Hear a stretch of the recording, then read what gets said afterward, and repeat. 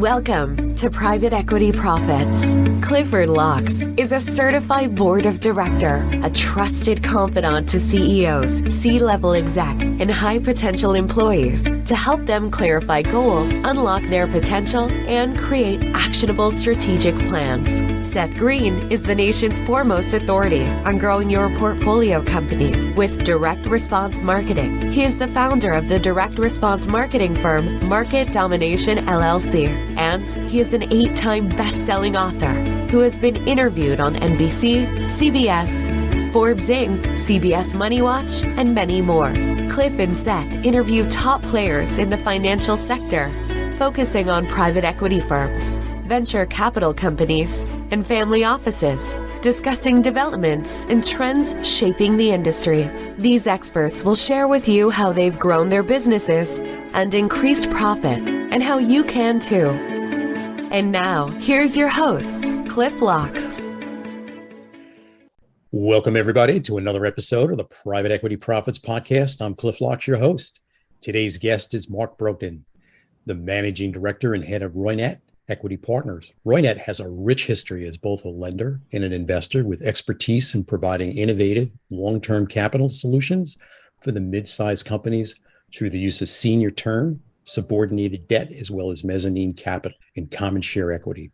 Together with their partners across Scotiabank, they offer a full suite of banking, wealth, and specialized services to the mid-market customers that few of their competitors can provide. As the managing director and head of Roynat Equity Partners, Mark is responsible for leading all aspects of the investment process. His mandate is to focus on opportunities across Canada and ensure both Roynat Equity Partners and its portfolio company goals are met. Prior to joining Roynat, he was the head of mergers and acquisitions at Lynx Equity, a Toronto-based diversified private equity firm focused on acquiring small and medium-sized businesses. During his tenure at Lynx, the portfolio grew to 45 operating businesses with revenue in excess of $400 million. Mark received a law and business administration MBA from the University of Toronto. Mark, thanks for being on the show today. Thanks a lot, Cliff. I'm excited to have a great conversation with you this afternoon. I appreciate that. Tell us about your background and how you ended up in the investment industry. Well, I took a pretty circuitous path to get into the seat that I'm in today and running this group for Roynat inside of Scotiabank. But my path has enabled me to gain some experiences that proven to be extremely valuable. Took the law and MBA course at the University of Toronto and practiced corporate law for the beginning of my career. It worked at some of the larger firms in Toronto and decided that I wanted to be on the other side of the phone. I wanted to be doing the deals as opposed to be providing advice and counsel to the teams that were doing the transactions. And so I left my law practice and moved to New York City, where I worked at Salomon Brothers for a number of years doing corporate finance in their large cap diversified group in investment banking. Got a tremendous experience on how the street works and also a tremendous experience at that level in the fine details of transactions, whether it's financial modeling, assessing how to provide really quality advice to the companies that I was working with. Left there with a partner, and we did a roll-up of a number of businesses, and this was in the .com era, that were doing design and development of websites and internet service providing services. And so during the window of time, learned a tremendous amount of how to create value in buying businesses, generating scale.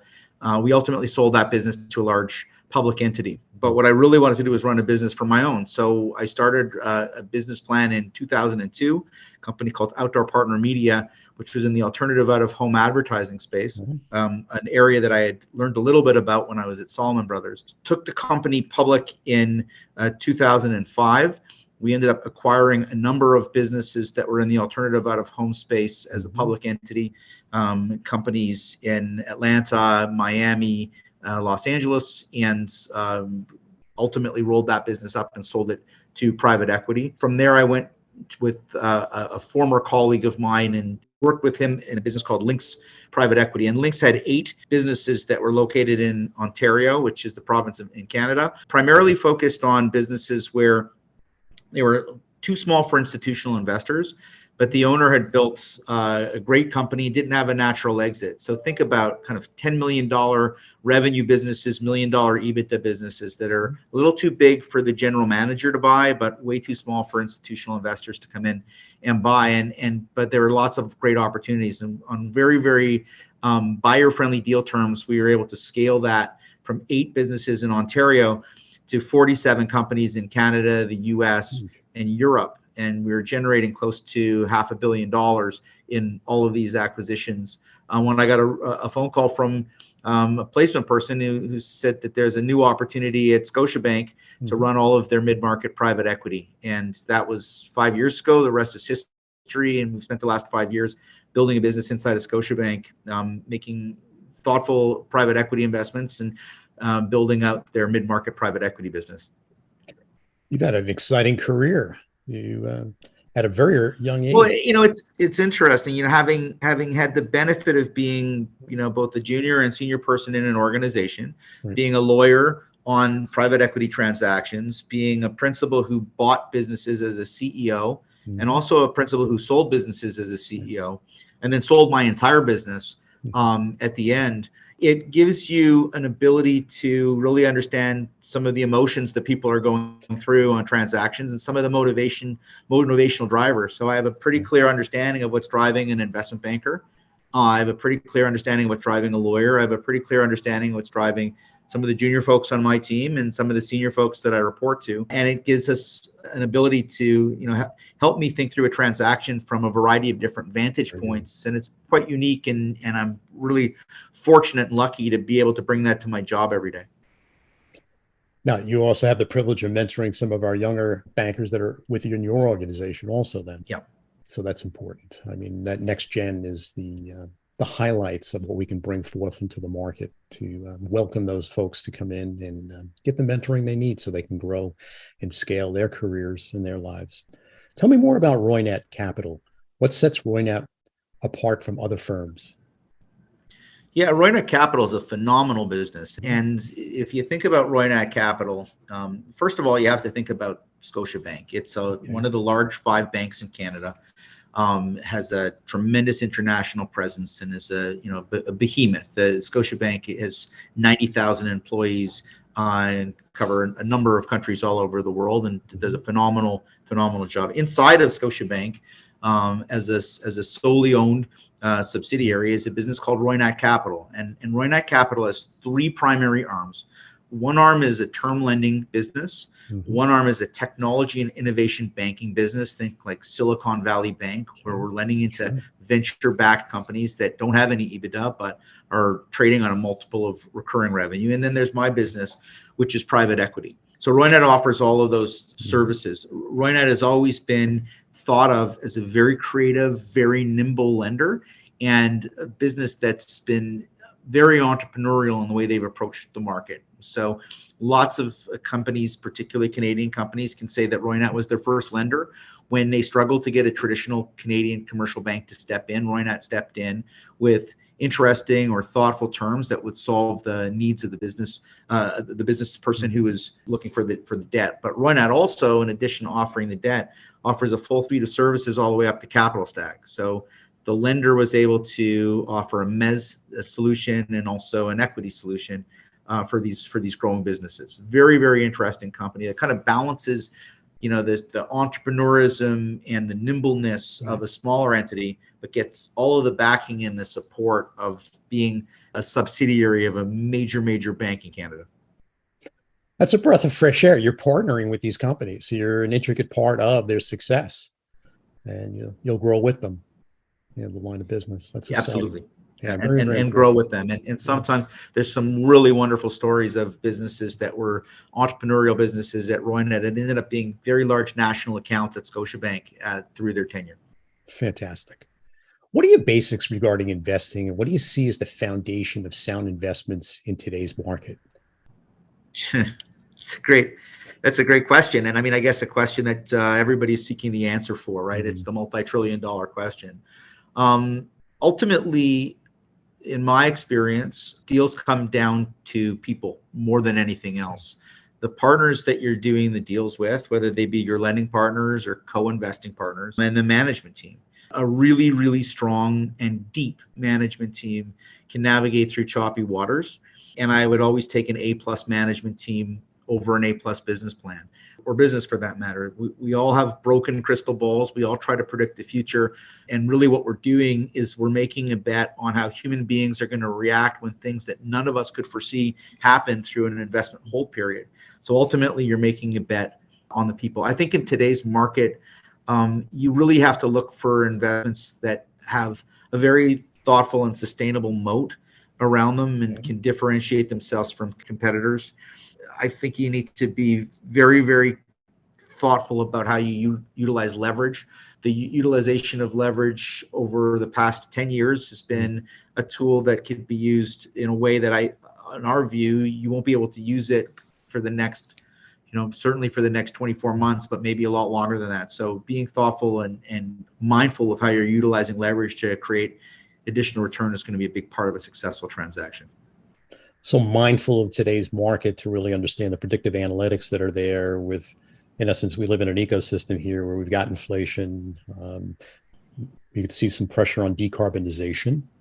And you're looking at a global side of this where some of the supply chain has been hit more than once. Yeah, I mean, if you think about private equity as making a bet on the future performance of an individual business, and the tools that we can use to predict the future are data that existed in the past. So people talk about buying businesses for a multiple of EBITDA, but that's not what you're buying. You're buying next year's EBITDA, year after that, and the next year after that. But you're utilizing the historic EBITDA as a predictor for what the future EBITDA would be. Well, in 25 years of being in this business, historic EBITDA and the historic performance of businesses has never been a faulty tool to measure the future. If you think about we usually look back 3 to 5 years as a starting point in these businesses. Well, what happened there? Well, you had a tremendous disruption with COVID. You've had significant changes in the geopolitical environment, whether that's our relationship with China or our relationship with Russia, our relationship with Europe, and that's changed.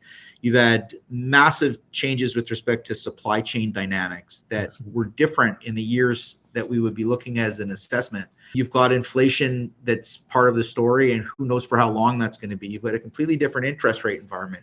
You touched on kind of decarbonization. We talk about that as ESG as a kind of umbrella term. Well, ESG and government regulation is going to become a bigger part of the story going forward. So I've thrown out a whole bunch of different things that if you looked at the numbers 3 to 4 or 5 years ago, and you look at what you can expect the numbers to be going forward, there's a lot of noise in the historic data. And you can kind of draw a line, 6 to 12 months ago where things were very, very different. So when we try to use the past to predict the future, it's a tool, and it's been a very helpful tool historically. Our view today is that it's going to be harder to use that tool. And so we now need to be much more creative. And it goes back to the prior comment that I made. We need to be much more mindful of the people, because as I said in the prior comment, we're making a bet on how human beings are going to react when that which we don't expect to happen eventually happens. And so making a bet on the people becomes a much bigger part of our ability to predict the future than it did historically, just because our past tools just not as effective. You articulated that so well. I mean, just this is a very, very high-end conversation. When you look historically, we count on it, we can run analytics on it, AI, machine learning, but at this point, how useful is that? I mean, it's a tool, but we actually want to look forward. And I think it's really about the team. And then we look at some of the chat GPT and some of the other technology that's coming out at this point. It's really about the team. It's about that senior level team that's running that organization, that has that foundational knowledge in their area of expertise. We're relying on that. So, as you do these transactions, that senior level team that's in place, them staying with the company, that integration piece is key, because that's the foundation of continual profit. I mean, data science is really interesting, and we think about that, and we bring some of those tools to the conversation. And I don't want to demystify private equity, because a lot of folks in my business want to mystify it, and that's a good thing to some extent. But I don't know what AI machine would be able to have predicted COVID coming around the corner, or the Russians invading Ukraine, or how that was going to disrupt the price of wheat or the price of other resources, and how that would impact businesses.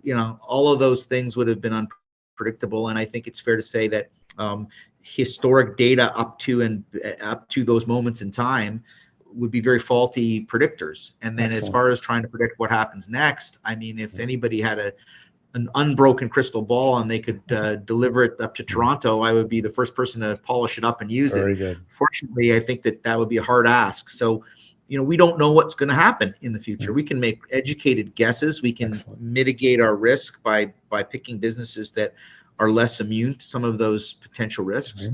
But when we think about an investment hold period, we are thinking 5 to 7 years typically.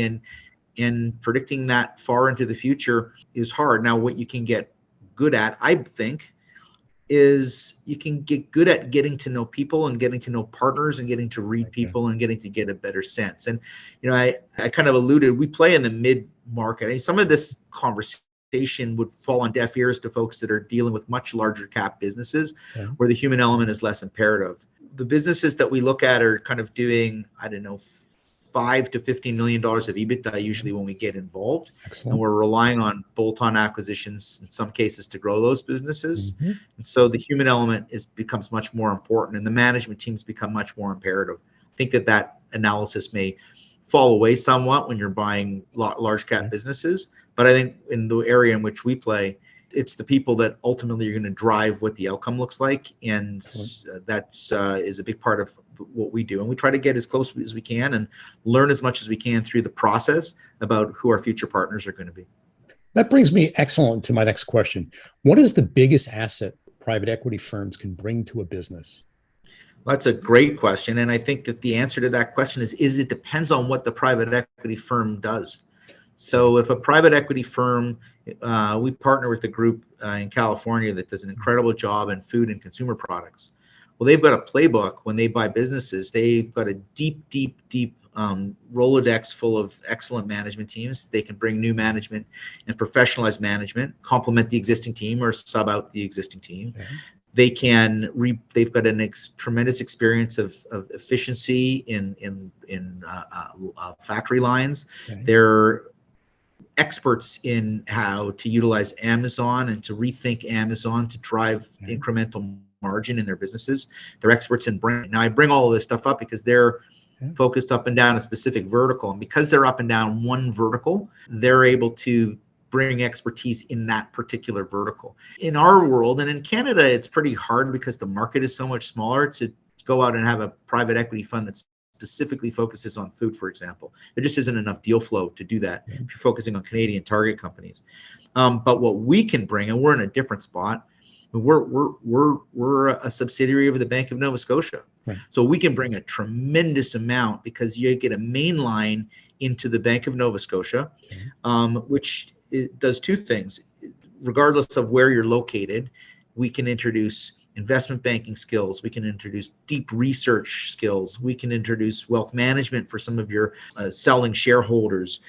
We can introduce a lending and introductions across our lending team. And then everything from cash management to foreign exchange and hedging. We can bring all of that. We can put a team in that can really help a management team do acquisitions. When we go into a business, because we're not vertical experts in any particular field, we're generalists, we don't go in and try to break eggs and make omelets to change the business per se, as far as the efficiency on an operating line or how management should be thinking about strategy. But we can bring M&A experience because we buy businesses every day. We can bring capital markets experience. We bring a lot of that. So when a business goes in and we kind of let the management team manage, we're going to go in and we're going to help put corporate governance around the company, but we're also going to go in and help anything as it pertains to the capital markets piece. So buying businesses, working on their banking relationships, et cetera. That's a good working relationship. You've got a 360 of that client, and you've got the tool sets within the organization to actually help them flourish and continue their growth. And then at some point, you're looking for an exit. You probably made that known very early on, what that timeline looked like. And hopefully everybody's aligned. Tell me about the companies that you're investing in. What are the most important factors that you're looking for? Well, again, I kind of reiterate, we're a private equity business that's located inside of a large bank. Very good. And so when I took the seat about almost 4 years ago, and kind of looked at who had been in the seat before me and what was successful and what wasn't successful, it was apparent to me that we weren't building a private equity business per se. We were building a private equity business inside of a bank.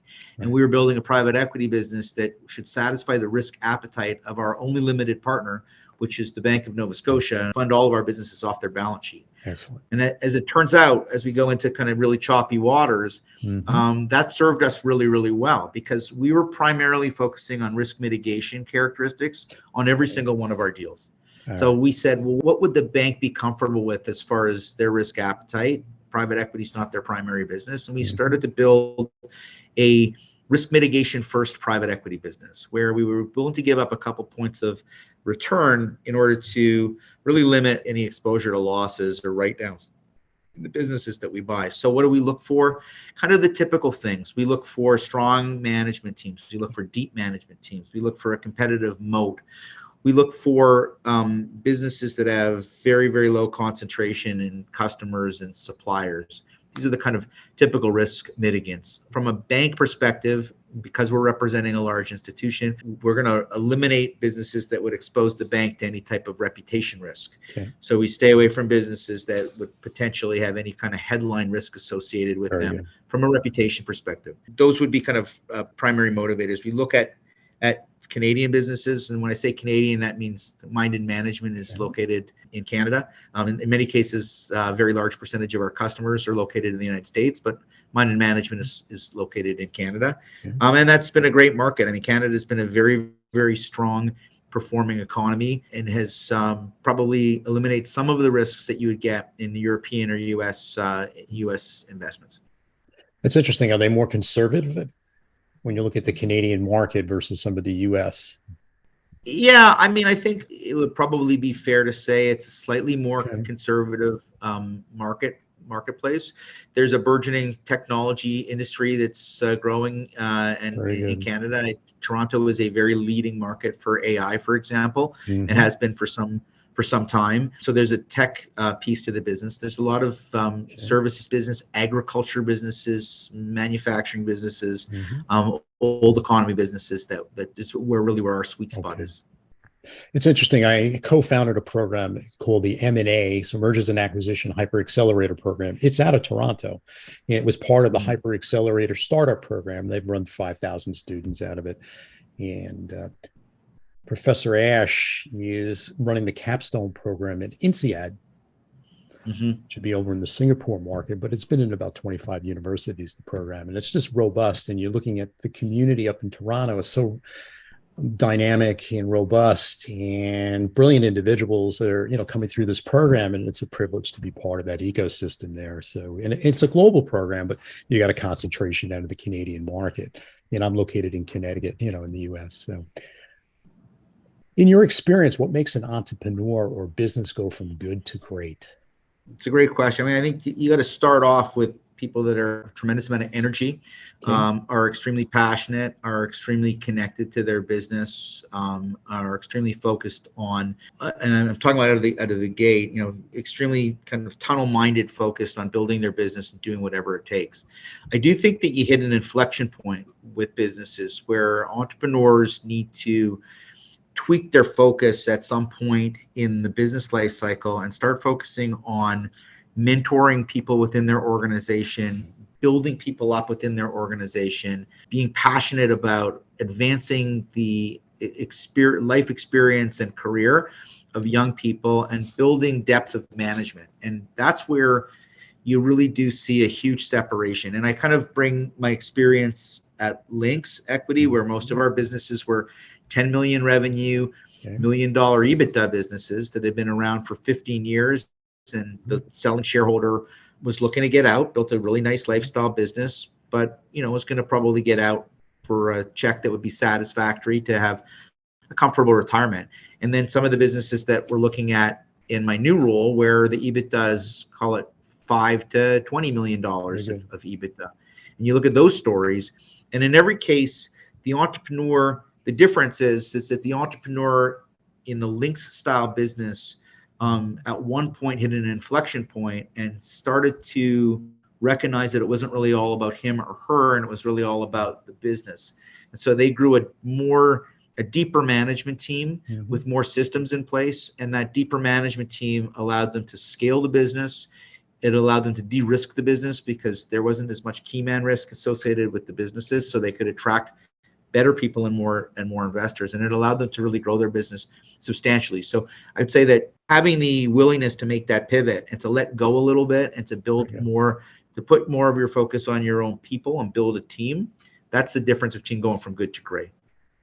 So the depth of the bench and the mentoring that takes place, and as we look at the next gen and bringing their skill sets up, so you got to invest in the team. That's really what you're bringing forth at this point. You got to trust the team too. Okay. Right. You've got to be willing to recognize that sometimes decisions will be made in your absence. And you know what?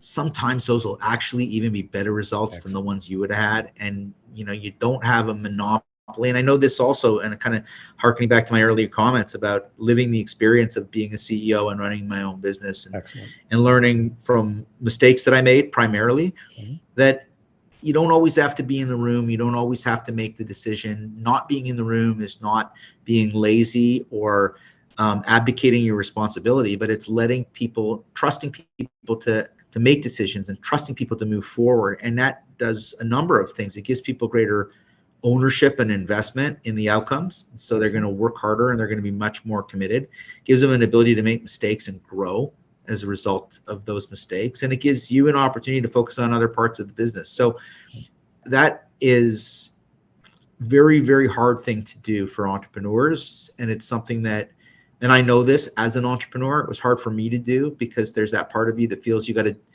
work every single hour and be passionate about getting outcomes for your customers and for your people. So it's not coming from a wrong place, but it does stunt your growth as an entrepreneur if you're not willing to let go.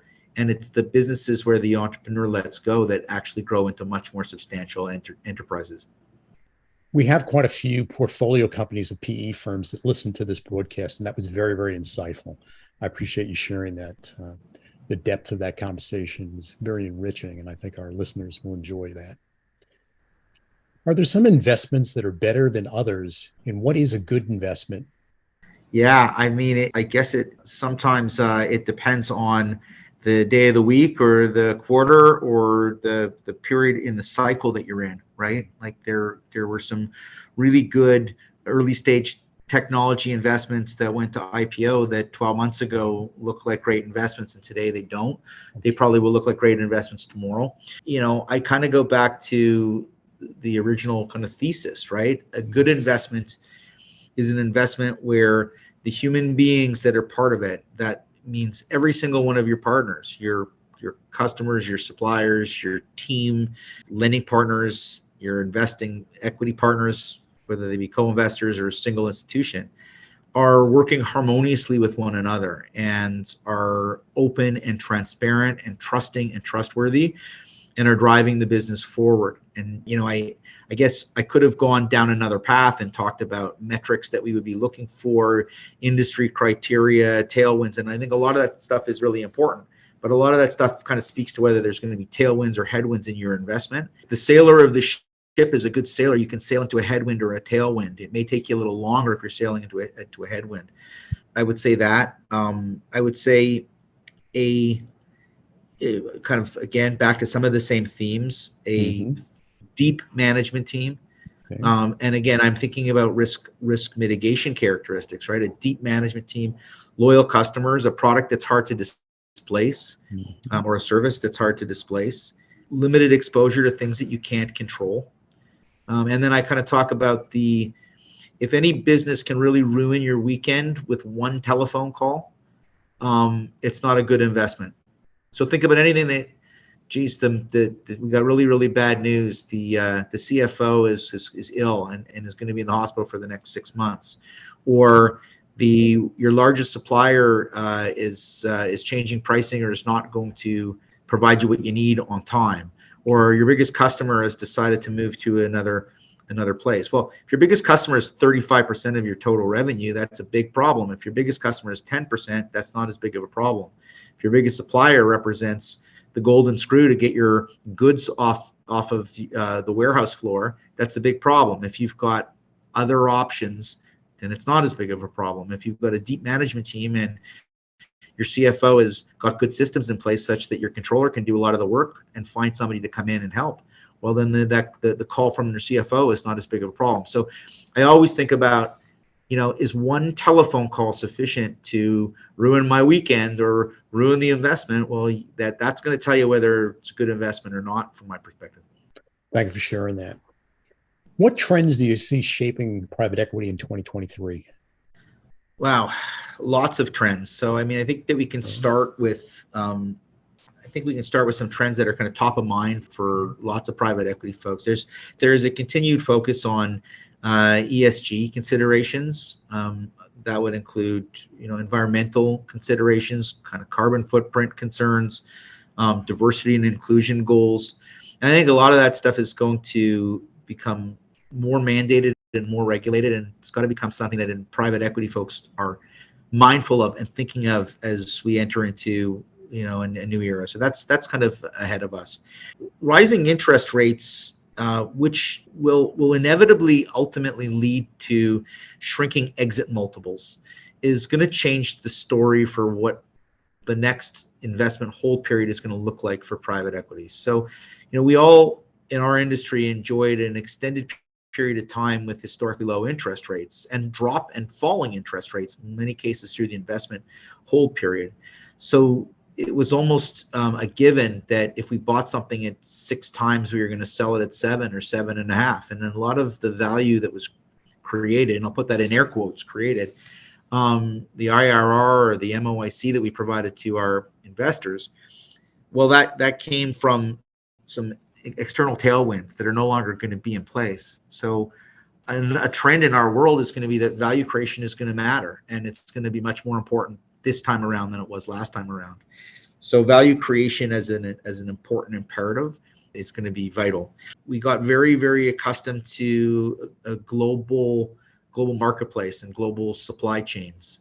And I think COVID, and I think Ukraine, and I think the growing frostiness with our relationship with China has made it very clear that both from a national security perspective, but from a protecting your investment perspective, it's going to be really, really important that we have alternatives and we have contingency plans, and maybe we bring some of that supply chain a little closer to home, or at a minimum have some contingency plans for bringing that closer to home. And I think that's going to be important. There's going to be technology is always going to be part of our world and growing with some of the AI tools that we're seeing, some of the ability to utilize technology to enhance productivity. That's going to have to be part of the game plan through a 5 to 7 year hold period for private equity. And then, how do we address the changes in how people like to, or willing to, or prepared to go to work?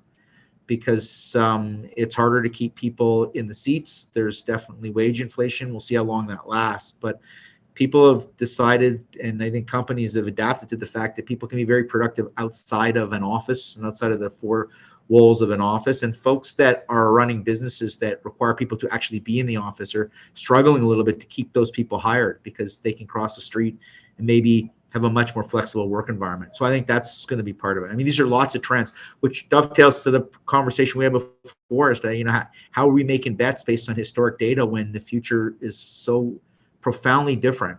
And, global pandemics and, wars in Europe and, changes in the tenor and tone of the relationship with the trading partner as large as China, those things are kind of generational. And for all of those things to happen simultaneously has really changed the landscape, and is going to force us to be very creative in how we're predicting the future.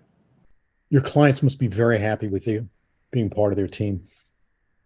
Your insights are very, very strong. I'm flattered. Thanks for. It's a privilege. I could see you teaching at one of the universities at this point, at the executive MBA level. You have this worldliness, and you're asking important questions, and they're dynamic, and there's no solid answer, but it's the fluidity of the situation that allows thoughtfulness. And I think that's what we need at this point is ask the hard questions in the boardrooms. What are the contingency plans? What is a playbook? As things come up, at least we have a resource to go back and lay out a scenario that we've already done, sort of that tabletop exercise to figure it out. I see a lot of construction taking place in Mexico at this point, as you suggested earlier about the nearshoring. In other words, to bring back the manufacturing, China plus one, or we've had enough. Let's just bring the manufacturing back to Canada or to the US or to Mexico, or it could be the Dominican Republic, something near shore, Puerto Rico, still be the US. But these are hard questions that need to get answered. You could see the saber rattling, let's go, between China and Taiwan at this point. It's escalating, it's getting interesting. Will the response be similar to what we saw, with Russia going into Ukraine, where, globally, a good part of the industry stopped doing business with them.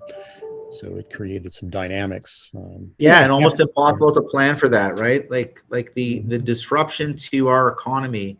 I'm optimistic that's not going to happen and that cooler heads will prevail. But with Ukraine, you saw the disruption as it played into natural resources, some of the agricultural resources, and obviously gas, and how that played into inflation. But from Russia's economy is smaller than California's, and as far as Russia's ability to change the world order from an economic perspective, it's kind of minor, and there's only certain industries that are going to be touched by it. Some of the Canadian industries are actually, have actually done better as a result, particularly in the agricultural space. You think about China, and we have that has a company that's got a lot of exposure to Taiwan, and they manufacture. They're a component manufacturer, so they manufacture pieces that go into other manufacturers' pieces. Sub-assemblies, okay. And when we spoke to them and said, we want you to come up with a contingency plan for Taiwan. What happens if China moves on into Taiwan and there's a complete breakdown of that relationship? And they said there is no contingency plan. There's no contingency plan because the entire economy is going to be put on its head. How do you have a contingency plan? And even if we had everything nearshored, and even if we were manufacturing everything in Canada or the United States, well, our customers who are in telco they can't untangle this. So, I'll be optimistic and say I don't think this is going to be something that's going to happen that we have to wrestle with. But if there's a disruption such that there's trading essentially comes to a halt with China, that's going to be, I think, almost impossible to navigate for many companies, and that's going to completely change. Is there anything I haven't touched on that you would like to add? No, this has been a great conversation. We're an entity that in an environment that's presenting some challenges.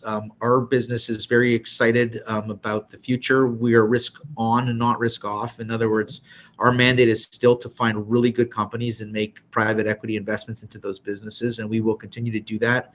Our capital deployment mandate hasn't changed at the bank, so they have got us looking for really good businesses into the market. I communicate quite a bit with the Canadian private equity community, and I feel the same way. So this is notwithstanding some challenges and some harder work environment, we're still open for business in a meaningful way, and we feel this is an opportunity to make really, really thoughtful and good investments going forward. I would say for the people on the call who are U.S. investors, Canada is an incredible marketplace, and what you can find here sometimes are really, really, really good people. And a lot of times, in my tenure when I was in New York for 7 years, people kind of think of Ontario and Quebec and British Columbia as another state, and in a lot of ways they are, but in a lot of ways they can be quite different. And there's nuance in the culture, and there's nuance in some cases in the language and in the relationships. But it's a wonderful place to do business. We have a lot of the benefits, and we don't struggle with some of the challenges that U.S. businesses would struggle with. And the multiples are a little bit lower here. You can get really, really good businesses that don't have some of the multiples that you would see in comparable U.S. businesses. And this is a bit of a pitch. We love partnering. Our view is that we are the best supportive and non-disruptive part, built on building bridges with great partners and doing multiple investments with them. And we have a great partnership with a few firms in the United States. And strategy, and I think it's a really good strategy, is we could put $20, $30 million, $50 million into a Canadian deal, or we can put $30 million and leave 15 or 20 or 10 for the people at Scotia or Roynat. And why would you do that? Well, we can be a soft landing into Canada. We've got relationships that are coast to coast. There's 300 mid-market bankers that work for Scotiabank and 200 that work for Roynat that are in the market. We have a logo that's been around for 190 years and is trusted as a major player in this industry. And if you drop a pin anywhere in the country, we'll have a branch office that's there. So if you're making a platform acquisition in Canada and there's going to be follow-on, bolt-on acquisitions, and you don't know whether they're going to be in Halifax or Saskatchewan or British Columbia, we will always have access to those markets and people that are in those markets, and we can always deliver somebody into a meeting with a CEO that's got a local understanding of the culture and has a reputation that's infallible. So if anybody on the podcast is interested in connecting, my email address is mark.brodkin@roynat.com, mark.brodkin @roynat.com. And if you're interested in looking at an opportunity up in Canada, if there's something that you want to think about having a partnership with, we would be more than happy to chat with you about that opportunity. I want to thank you so much for your time, Mark. Your sound advice on investing and portfolio companies will enjoy listening to. I want to thank you for sharing the next gen concepts. I want to thank you for sharing your vision. I want to thank our listeners. I look forward to being back with you shortly for another episode of the Private Equity Profits Podcast. This show has been produced by Market Domination, LLC.